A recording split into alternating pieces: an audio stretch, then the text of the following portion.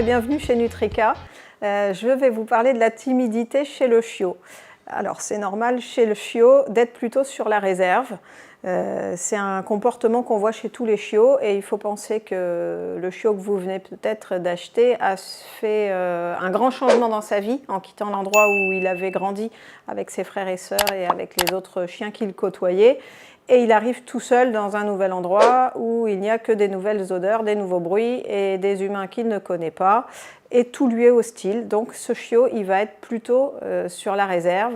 Et la réaction normale d'un chien qui est confronté à quelque chose qu'il ne connaît pas encore, c'est plutôt d'éviter, de reculer, de ne pas oser aller voir tout de suite et franchement. Et là, les humains vont tous tomber dans le panneau de vouloir faire ce qui leur paraît normal à eux face à ça, et c'est de vouloir absolument rassurer leur chiot, de vouloir le caresser, lui parler gentiment, lui expliquer que tout va bien, et le coucouner, le cajoler, et le caresser, le chouchouter. Et là, en fait, c'est la grosse cata, parce que c'est la pire chose que l'on pourrait faire dans cette situation-là pour son chiot. Pourquoi? C'est simple.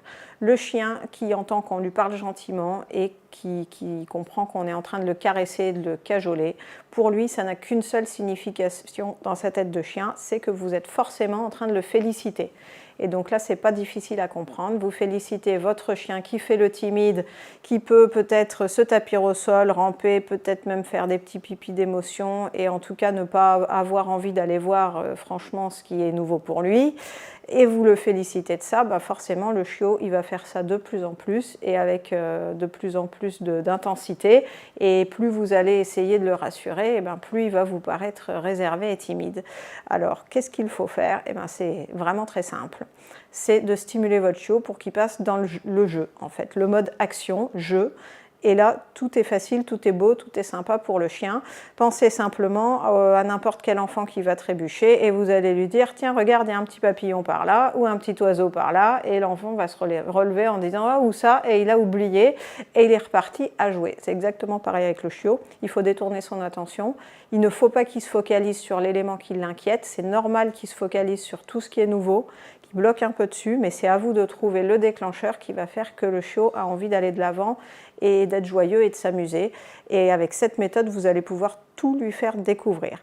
Donc les jeux pour le distraire, c'est une balle, une corde, une balle au bout d'une corde, un jeu qui fait pouic pouic, ou n'importe quelle autre chose fera l'affaire. Si vous n'avez rien sous la main, vous trouverez bien une petite branche, une brindille, une feuille, un gravier, un foulard, des clés de voiture, ou ce qui vous passe sous la main, ça fera l'affaire.